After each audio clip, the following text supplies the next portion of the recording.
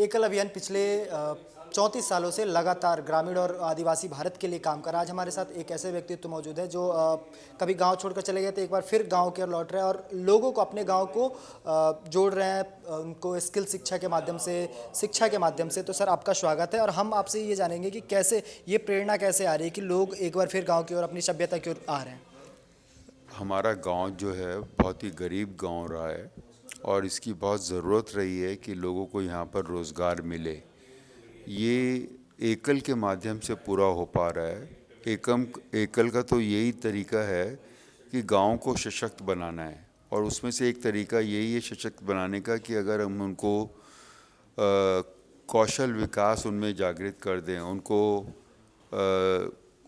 अपने कोई ना कोई उनमें हुनर होना चाहिए। वो हुनर एकल देना चाहता है, उसका बंदोबस्त एकल ने किया है और एक बार ही हुनर हो जाता है तो उसके बाद बाकी की ज़िंदगी फिर वो किसी पर निर्भर रहने की ज़रूरत नहीं है।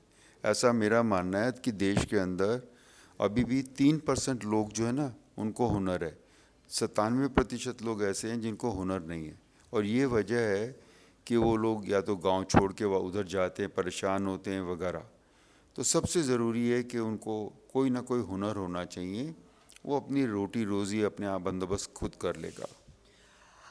आज भारत में सबसे बड़ी समस्या पलायन की है। ग्रामीण क्षेत्रों में या फिर बहुत कम ऐसे राज्य हैं जहां पलायन कम है, लेकिन अभी भी पलायन ज़्यादा है। तो आपने एक ऐसा मुहिम तैयार किया कि जहां लोग गांव में भी अपनी कौशल सीख के, अपने कौशल का उपयोग करके धनोपार्जन कर सकते हैं। तो ये कैसे मुमकिन हो रहा है?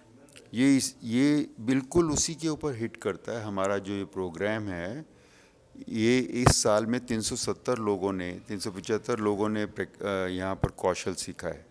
उनको सिखाया गया है, किसी को कंप्यूटर, किसी को सिलाई कढ़ाई, किसी को ब्यूटिशियन बनाया गया है।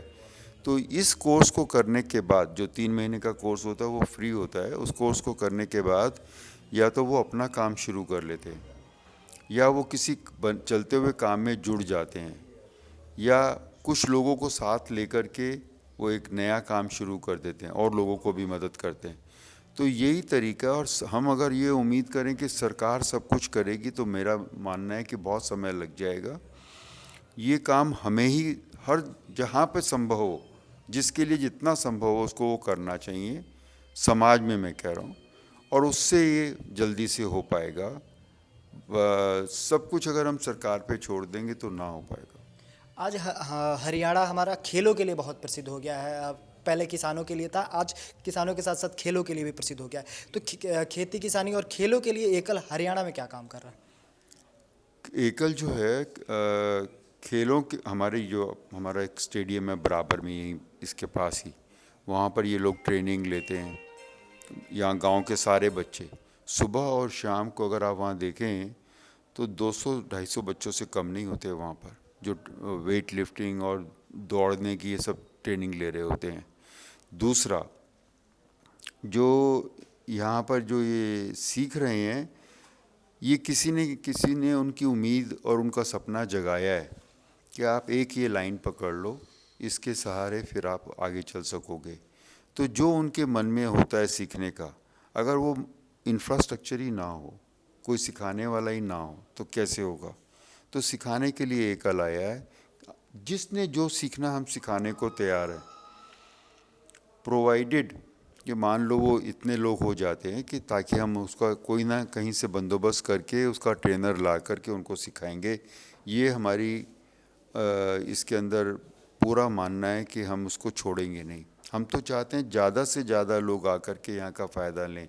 आपने देखा होगा कि काफ़ी बड़ी फैसिलिटी है, बहुत सारी गुंजाइश है और हम इसका ऑप्टिमम यूटिलाइज़ करना चाहते हैं। हरियाणा में ये खेल कूद भी पहले नहीं थे, किसी ने सपना जगाया, आज वो सपना पूरा हो रहा है। सबसे ज़्यादा मेडल आपको मालूम होगा कि देश में हरियाणा में आ रहे हैं। तो ये एक सपना था जो पूरा हो रहा है। सर, बहुत बहुत धन्यवाद आपका हमारे साथ जुड़ने के लिए। एकल अभियान आज सिर्फ विद्यालय ही नहीं चला रहा है, जीआरसी सेंटर, किसानों के लिए जैविक खेती, ऐसे कई आयाम हैं जिन पर वो काम कर रहा है और गाँव को आगे बढ़ा रहा है, गाँव के लोगों को आगे बढ़ा रहा है, समाज को आगे बढ़ा रहा है और सशक्त बना रहा है।